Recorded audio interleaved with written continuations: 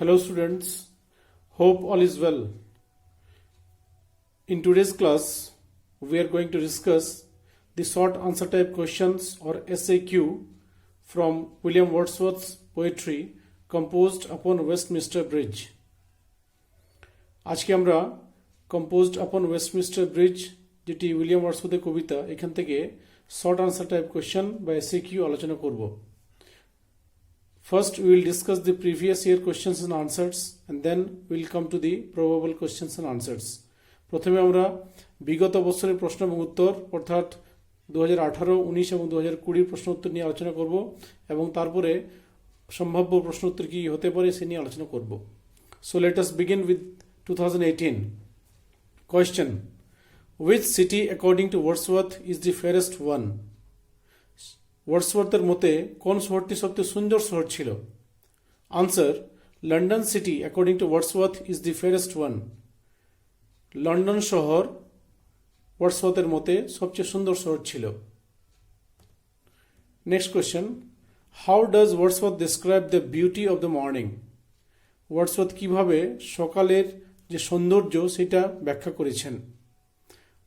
Answer: Wordsworth describes the beauty of the morning as silent and bare, and also comparing to a garment.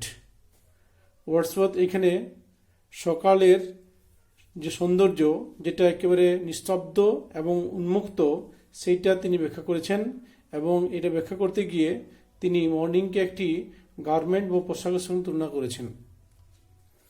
Next 2019 question: What garment did the city wear? শহরটি কি পোশাক পরেছিল? Answer: The city of London wore the garment of beauty of the morning, silent and bare. London শহরটি যে পোশাক পরেছিল সেটা আসলে সৌন্দর্যের পোশাক। সকালের যে সৌন্দর্য যেটি ছিল নিস্তব্ধ এবং উন্মুক্ত সেই পোশাক সে পরেছিল। Next question: Why is the city of London silent and bare? London শহরটি কেন শান্ত এবং উন্মুক্ত ছিল? Answer: The city of London is silent and bare because it is early morning and there is no noise and smoke in air. London শহরটি শান্ত এবং উন্মুক্ত ছিল কারণ এটি ছিল একদম সকালবেলা এবং সেই কারণে সেখানে কোনো রকম নয়েজ আওয়াজ এবং কোনো রকম স্মোক বা ধোঁয়া বাতাসের মধ্যে ছিল না। এই কারণে এই শহর ছিল শান্ত এবং উন্মুক্ত। নেক্সট 2020 সালের প্রশ্ন ছিল short answer question: what is the object of Wordsworth's celebration in the poem upon Westminster Bridge? অর্থাৎ ওয়ার্ডসওয়ার্থ কোন বিষয়টি নিয়ে উদযাপন করছিলেন আপন ওয়েস্টমিনস্টার ব্রিজ কবিতাতে? কোন বিষয়টি তিনি প্রশংসা করছিলেন? Answer: the beauty of London city in the early morning is the object of Wordsworth celebration in the poem upon Westminster bridge. London শহরের সকালের যে সৌন্দর্য, মর্নিং সকালের যে সৌন্দর্য, সেই সৌন্দর্যকে তিনি এখানে সেলিব্রেশন বা উদযাপনের একটা বিষয় হিসেবে তুলে ধরেছেন। Next question: What did the poet never feel before he experienced that of the early morning? অর্থাৎ কবি কখনোই কোন বিষয়টি অনুভব করেননি এই সকাল দেখার আগে তিনি কোন বিষয়টি কখনোই তিনি অনুভব করেননি?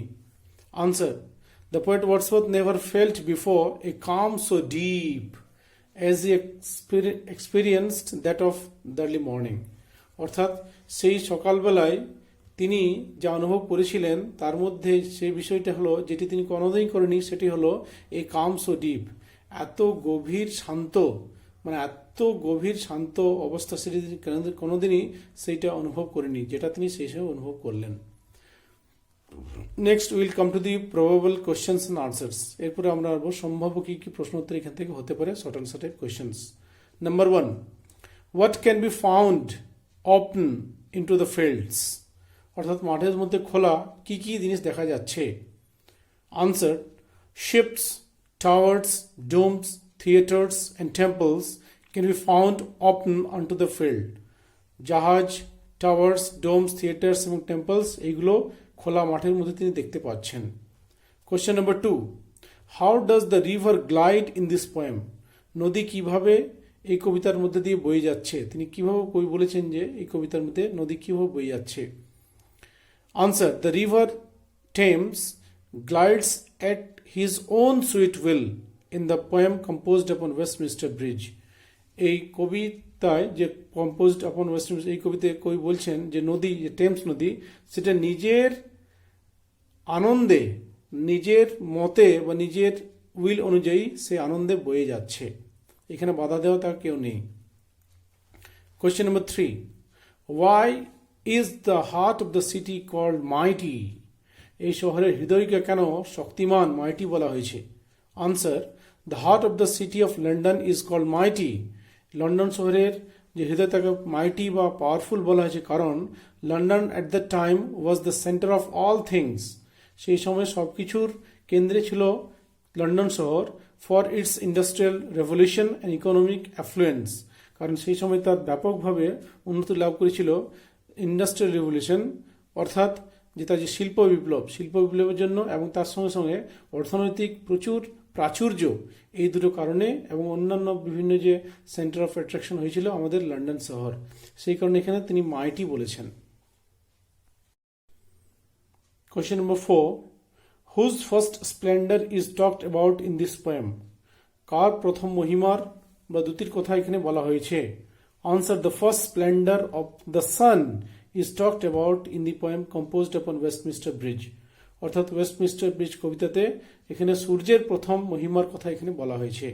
Question number 5, when was the poem composed? কবিতাটি কখন লেখা হয়েছিল? The poem composed upon Westminster Bridge was composed on September 3rd, 1802, অর্থাৎ composed upon Westminster Bridge কবিতাটি লেখা হয়েছিল সেপ্টেম্বর মাসের 3 তারিখে 1802 সালে। Next, question number 6, with whom was the poet traveling then in the scene? অর্থাৎ এখানে যে দৃশ্যের কথা বলা হয়েছে এখানে কবি কার সঙ্গে সেই সময় ঘুরছিলেন, কার সঙ্গে? Answer, the poet William Wordsworth was traveling then with his sister Dorothy Wordsworth, অর্থাৎ সেই সময় কবি যখন তিনি এটা দেখতে গেছিলেন ওয়েস্টমিনস্টার ব্রিজ, সেইখানে তিনি তার বোন ডরোথি ওয়ার্ডসওয়ার্থ, তার সঙ্গে তিনি ঘুরছিলেন। Next question number 7, why is the morning bright and glittering? কেন সকালটি উজ্জ্বল এবং ঝলমলে ছিল? Answer, the morning is bright and glittering because of the sun rays in the smokeless air, অর্থাৎ একেবারে ধোঁয়াবিহীন যে আকাশ বা ধোঁয়াবিহীন যে বাতাস, তার মধ্যে দিয়ে যখন সূর্য আলো আসছিল, সেই কারণেই সকালটি এবং ঝকঝকে এবং উজ্জ্বল দেখাচ্ছিল। Next question number 8, what seem asleep to the poet? কবির কাছে কোনটা একেবারে ঘুমন্ত মনে হচ্ছিল? Answer, even the very houses seem asleep to the poet, অর্থাৎ এমনকি ঘরগুলো কবিকে ঘুমন্ত মনে হচ্ছিল। Next question number 9, by which the poet is moved in this poem? কবি এখানে কোনটির দ্বারা খুবই আলোড়িত হয়েছিলেন বা তিনি মুভড হয়েছিলেন? Answer, the poet is moved by the beauty of the morning that wraps up the city of London in tranquillity, অর্থাৎ লন্ডন শহরটিকে যে শান্ত স্নিগ্ধ পরিবেশ, সেইটা দ্বারা তিনি কিন্তু মুগ্ধ হয়েছিলেন। Question number 10, question number last question, this is the last question, question number 10, what type of sonnet is this poem? অর্থাৎ এই কবিতাটি কি ধরনের সনেট, কি ধরনের পোয়েম বা কি ধরনের sonnet? Answer, the poem is a type of Petrarchan sonnet, অর্থাৎ এই কবিতাটি হলো একটি পেট্রার্কান সনেট, বা এটা কোনো সময় ইটালিয়ান সনেটে বলা হয়। তোমরা কাজ করবে, তোমরা এই যে প্রশ্নগুলো আছে প্রিভিয়াস এর কোয়েশ্চেন এবং এই যে প্রবল কোয়েশ্চেন, এগুলো সব রেডি করবে, তাহলে আশা করি শর্ট আনসার টাইপ কোয়েশ্চেন তোমরা এর মধ্যে থেকে পেয়ে যাবে। ওকে, এবারে যে নেক্সট আমরা যে ক্লাস নিয়ে আসবো, সেই নেক্সট ক্লাসের আমরা যে লং আনসার টাইপ কোয়েশ্চেন্স বা লং কোয়েশ্চেন 2018 সালে যেটা ছিল তার উত্তর বলবো আমরা, প্রশ্ন 1900 তা বলবো, এবং 20 এই 3টা সালের প্রশ্ন উত্তরগুলো আমাদের বলবো। তারপর আমরা সম্ভাব্য কী কী প্রশ্ন উত্তর আসতে পারে সেগুলো আমরা রেডি করব। ওকে, থ্যাংক ইউ, বাই।